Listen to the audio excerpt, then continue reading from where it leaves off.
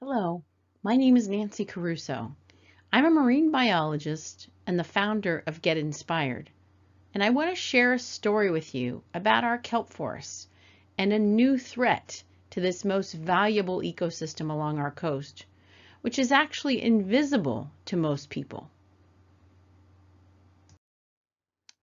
I've spent the last 18 years restoring Orange County's kelp forest ecosystem through community-based projects that involve kids growing the species that I'm actually restoring and volunteer divers helping me to do the restoration work underwater. I spent 10 years from 2002 to 2012 restoring the kelp forests of Orange County, which were gone for 2 decades. And I've been working on restoring white sea bass, green abalone, and pismo clams ever since. I've been monitoring our kelp forests since we completed the restoration, and I've noticed something very interesting that I want to share with you. But first, some background on why all of this is important. Globally, kelp forests are found in only a few temperate locations.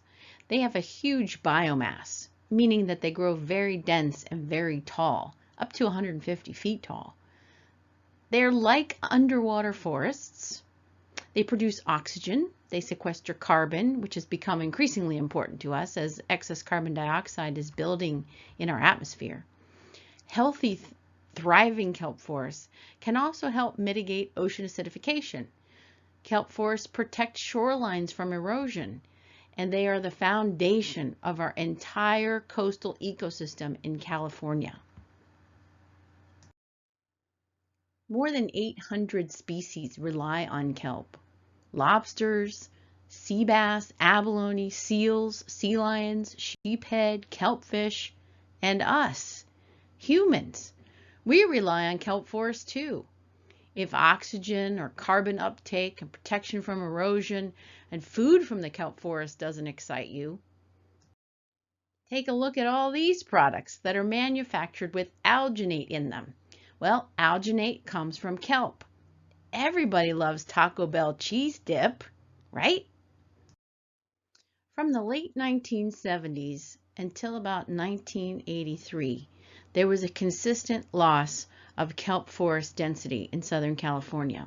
And by the year 2000, the California Department of Fish and Wildlife reported up to 80% of the kelp forests had been lost in the Southern California Bight. That's the area that extends from Santa Barbara to the Mexican border.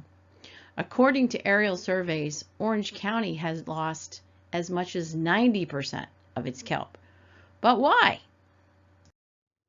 It takes a lot of stressors to collapse an ecosystem. Over many decades, humans impacted the coast of Orange County to the point of collapse in our kelp forests.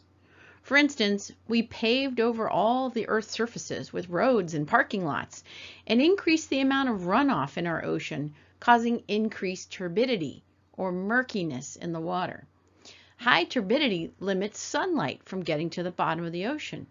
And guess what starts off its life as a microscopic sporophyte at the bottom of the ocean? Kelp! And it needs lots of light for photosynthesis. Kelp can't grow in the deep waters it was once found historically because of increased turbidity along our coast. Sea otters were once plentiful here in Orange County's kelp forests. They played an important role in keeping the food web in balance, but we killed the last sea otter in 1884 in Dana Point, and they're now extinct in this region. One of the sea otter's favorite foods are sea urchins. And guess what sea urchins love to eat? You guessed it, kelp. So when we took away the sea otter and some of the other urchin predators, the urchin populations exploded. With all those pressures on the kelp forests, in 1983, the strongest El Nino event in recorded history took place. Waves pummeled the Orange County coast, taking out the Seal Beach Pier and the Aliso Creek Pier, and ripped the remaining kelp from the reefs. El Nino events are natural. They occur every 10 to 15 years, and they bring warm water to our coast, so the kelp actually doesn't grow well then, and often dies back. And then the big storms rip it from the reefs, resetting the ecosystem, like a forest fire, so that everything gets a fresh chance to compete for space, starting with the pioneer algae. And it's supposed to culminate in a thriving, healthy kelp forest until the next El Nino resets it all again. Well, in 2002, after waiting 2 decades, the kelp had not returned after that El Nino. So I started a kelp restoration project to restore the kelp to Orange County and trained 287 volunteer divers to help me restore it and monitor it. I taught 5,000 kids to grow giant kelp in their classrooms. We taught the kids to grow kelp in these small classroom nurseries. The kids cleaned the kelp and got it to release microscopic spores, which we grew on tiny bathroom tiles and planted them on the reef. And guess what? They grew!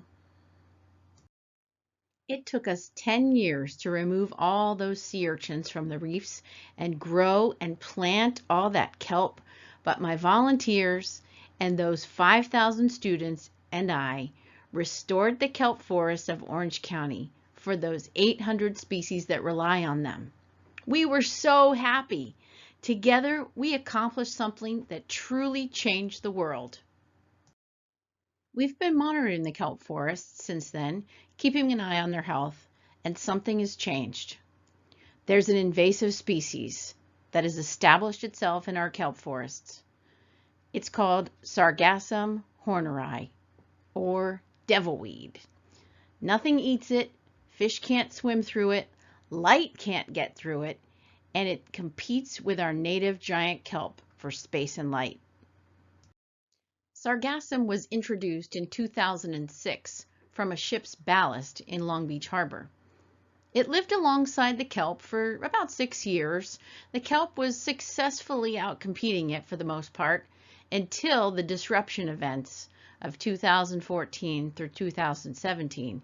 Do you remember the warm water blob that happened between 2014 and 2015? And the El Nino, which just happened in 2016 and 2017. So we had a big reset on the ecosystem. But there's just one problem. Sargassum is an annual and giant kelp is a perennial. Now, after a big reset of an El Nino, remember the reef is a clean slate and all the native algae would naturally take its place back on the reef. But this time we have an invasive species, Sargassum. And it reproduces first. It reproduces in June and gets to grow all over the reef. So by the time the kelp starts to grow in December through February, there's no space and no light for the tiny microscopic kelp. This is a barren reef covered with Sargassum. Notice that nothing can grow in the understory. Fish can't even swim through it. This is what it's supposed to look like, with healthy kelp forests and a beautiful understory of brown, green, and red algae. So what's the answer to this problem? What do we do about it? Logically, we want to get rid of it, right? Yes, but all of Orange County's reefs are in marine protected areas. They all have different levels of protections. Unfortunately, Sargassum was not here when the MPAs were established. So it's being protected inside the MPAs. This is not logical, but it is the law. So we have to change the regulations to protect our kelp forest ecosystem and all the species in it. This is how conservation gets done. It is the work of small groups of people rallying with the government to demand change, and that changes the world and protects the planet. So now it's your chance to do just that. I filed a petition with the California Fish and Game Commission to change their regulations, and I've asked for the following regulation changes. Number 1, to allow citizens to harvest as much Sargassum as they want with a fishing license outside the MPAs.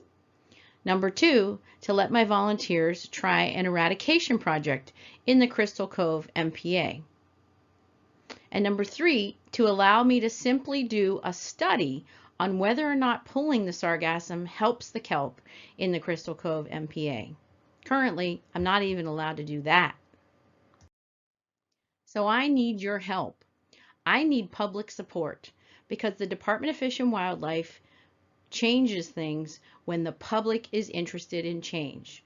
So I'd like you to write an email using the template provided by your teacher, and you must say in the email that, quote, I support petition 2020-014, end quote, in the subject and in the body of the email, or they won't know what you're trying to support. This action may single-handedly change our coastal ecosystem and save our kelp forests. This is how environmental protection gets done. Thank you for listening, and thank you for helping to save our kelp. You can contact me, Nancy Caruso, at the following email and website address.